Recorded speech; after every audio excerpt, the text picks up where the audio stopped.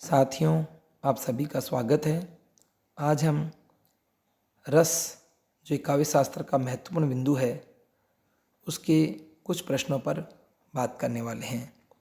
इससे पहले भी हमने रस के कुछ प्रश्नों पर बातचीत की है। आज हम कुछ और प्रश्न लेकर आए हैं। शुरू करते हैं। पहला प्रश्न, जिस प्रकार मिट्टी में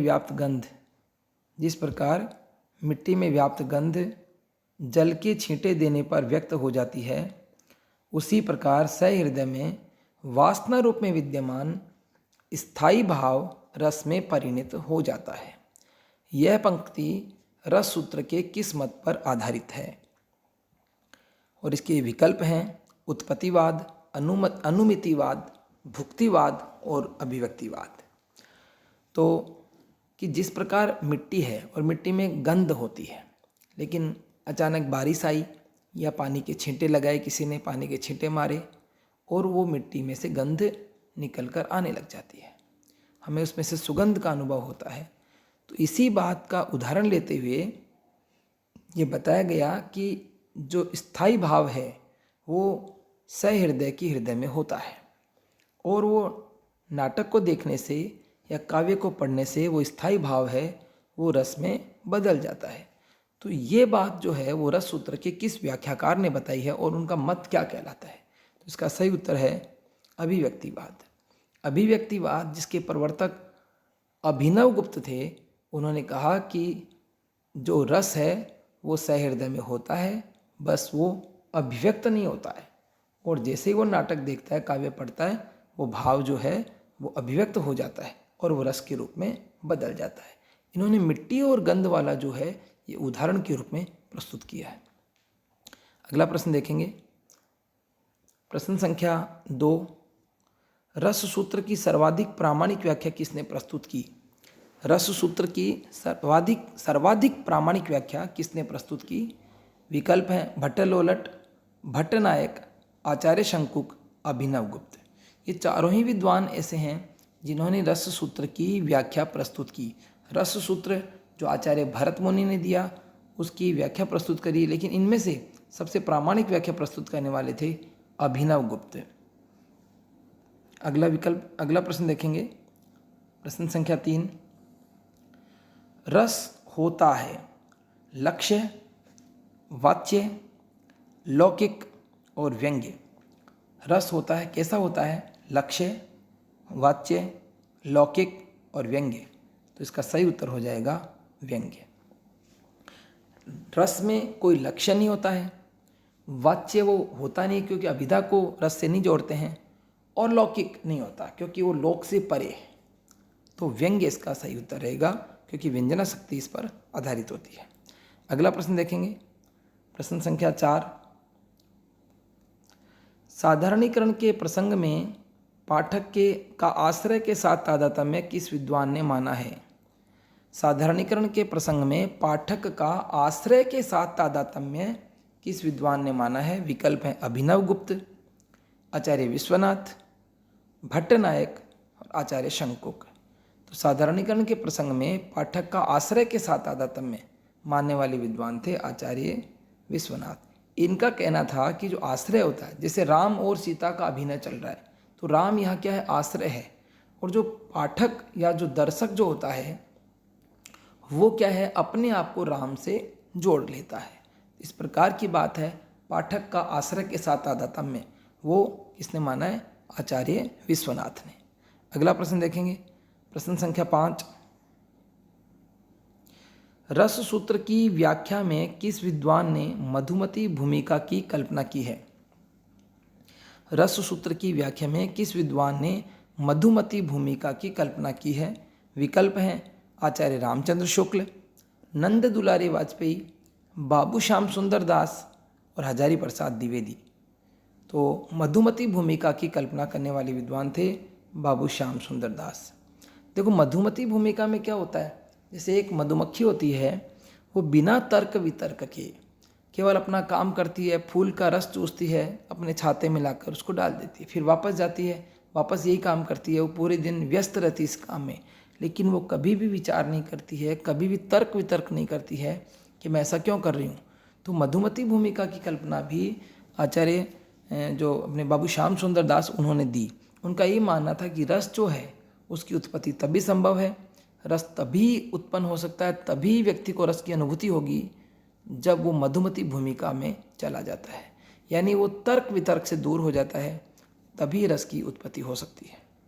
और रस जो है वो बुद्धिजीवियों में ज़्यादा, रस की जो परिणति है बुद्धिजीवियों में नहीं होता। जिसका हृदय कोमल होता है, जिसके हृदय में भाव होते हैं, उनको रस की प्राप्ति होती है। अगला प्रश्न देखेंगे, प्रश्न संख्या 6। कवि की अनुभूति का साधारणीकरण किस विद्वान ने माना है? कवि की अनुभूति का साधारणीकरण किस विद्वान ने माना है? विकल्प हैं डॉक्टर नगेंद्र, बाबू श्याम सुंदर दास, आचार्य रामचंद्र शुक्ल, नंद दुलारी वाजपेयी। तो कवि की अनुभूति का साधारणीकरण मानने वाले विद्वान हैं डॉक्टर नगेंद्र। ये आपको परिभाषा ये ध्यान रखनी है कि कवि की अनुभूति का साधारणीकरण किस विद्वान ने माना है? डॉक्टर नगेंद्र ने। अगला प्रश्न देखेंगे, प्रश्न संख्या 7। ऐसे बिहाल बिवाइन से प्रभु कंटक जाल लगे पुनि जोए। ऐसे बिहाल बिवाइन से प्रभु कंटक जाल लगे पुनि जोए। सुदामा चरित्र की इन पंक्तियों में प्रयुक्त रस कौन सा है? सुदामा चरित्र की इन पंक्तियों में रस कौन सा है? ऐसे बिहाल बिवाइन से प्रभु कंटक जाल लगे पुनि जोए। इसमें रस बताना, अद्भुत, करुण, शांत और भक्ति। तो इसका जो सही उत्तर हो जाएगा वो है करुण रस। देखो, सुदामा कृष्ण से मिलने आता है तो उसकी स्थिति बहुत खराब थी, यानी उसके पैरों में बीवाइयाँ फट रही हैं, कांटे लग रहे हैं। ऐसी स्थिति को देखकर कृष्ण को बहुत दुख होता है कि मैंने अपने दोस्त का, अपने मित्र का ध्यान नहीं रखा और इसकी इस तरह की स्थिति हो जाती है। वो बहुत दुखी होते हैं। तो ये जो है वो स्थिति करुण रस की स्थिति है। अगला प्रश्न देखेंगे, प्रश्न संख्या 8। साधारणीकरण और व्यक्ति वैचित्र्य निबंध के लेखक कौन हैं? साधारणीकरण और व्यक्ति वैचित्र्य निबंध के लेखक कौन हैं? हजारी प्रसाद द्विवेदी, विद्यानिवास मिश्र, आचार्य रामचंद्र शुक्ल, कुबेरनाथ राय। तो साधारणीकरण और व्यक्ति वैचित्र्य निबंध के लेखक कौन हैं? और इसका सही उत्तर है आचार्य रामचंद्र शुक्ल। आचार्य रामचंद्र शुक्ल इसका सही उत्तर होगा।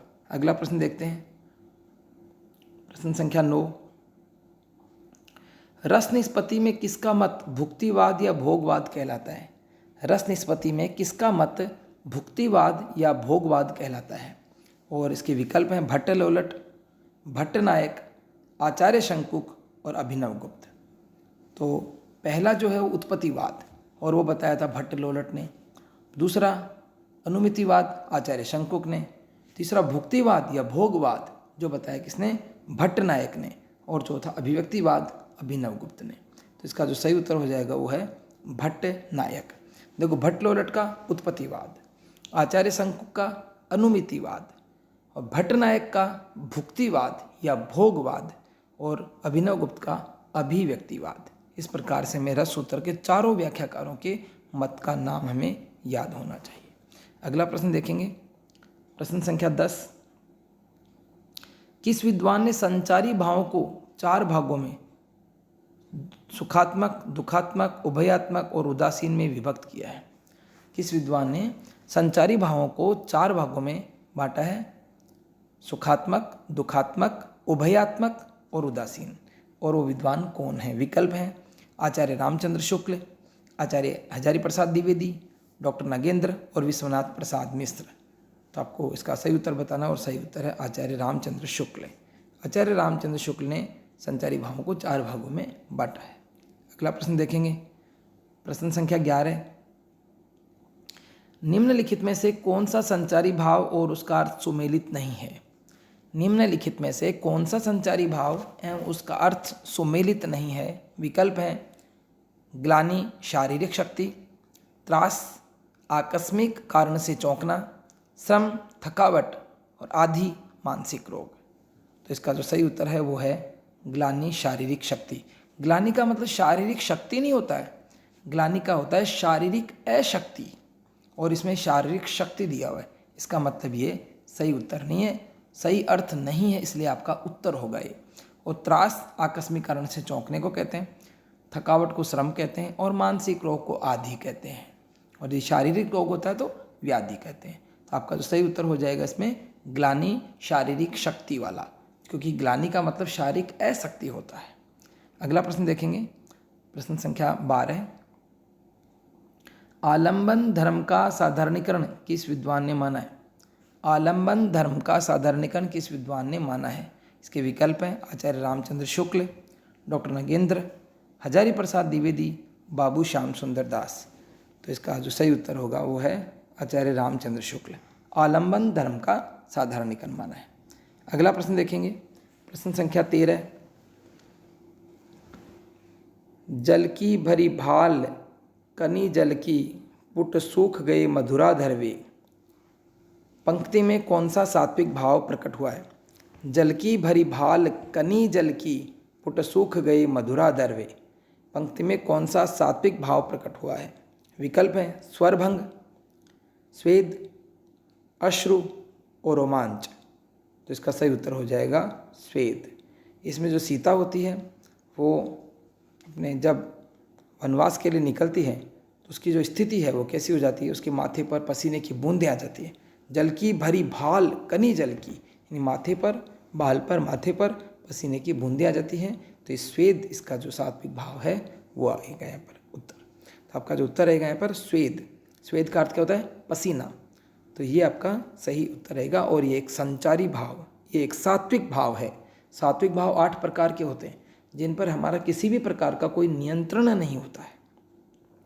अगला प्रश्न देखेंगे, प्रश्न संख्या 14। पीयूषो कहेउ संदेशडो, पीयूषो कहेउ संदेशडो, रे भंवरा रे काग, सो धनी विरह जरी मुई तेहिक धुआं हम लाग। पद्मावत की इन पंक्तियों में प्रस्तुत रस कौन सा है? पीयूषो कहेउ संदेशडो, रे भंवरा रे काग, सो धनी विरह जरी मुई तेहिक धुआं हम लाग। पद्मावत की इन पंक्तियों में प्रयुक्त रस कौन सा है? विभत्स, संयोग श्रृंगार, वियोग श्रृंगार और भयानक। तो इसका जो सही उत्तर हो जाएगा वो है वियोग श्रृंगार। पद्मावत के जायसी की जो रचना है, प्रमुख रचना पद्मावत, उसके नागमती वियोग खंड है। उसके नागमती वियोग खंड से ये पंक्ति ली गई है। और इसमें जो नागमती होती है अपने प्रियतम को याद करती है, उसको संदेश भेजने की कोशिश करती है और भंवरे और काग को, यानी कौवे को माध्यम बनाती है। तो ये वियोग श्रृंगार की पंक्ति है। अगला प्रश्न देखेंगे,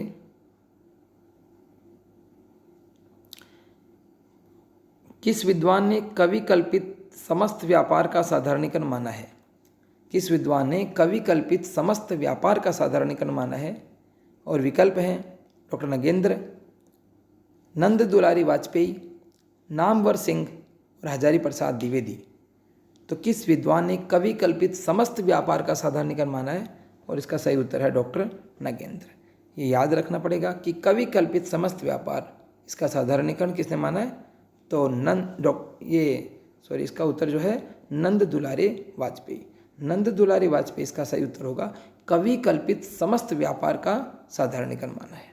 अगला प्रश्न देखेंगे, प्रश्न संख्या 16 और अंतिम प्रश्न भी है। रस सिद्धांत किसकी रचना है? रस सिद्धांत किसकी रचना है? और विकल्प हैं आचार्य शुक्ल, डॉक्टर नगेंद्र, नंद दुलारी वाजपेयी और रामविलास शर्मा। तो रस सिद्धांत जो रचना है वो है डॉक्टर नगेंद्र की। रस सिद्धांत रचना डॉक्टर नगेंद्र की है और इस रचना के लिए डॉक्टर नगेंद्र को साहित्य अकादमी पुरस्कार भी मिला। तो अच्छे से याद होनी चाहिए, रस सिद्धांत किसकी रचना है? डॉक्टर नगेंद्र की। तो आज के लिए इतना ही, धन्यवाद।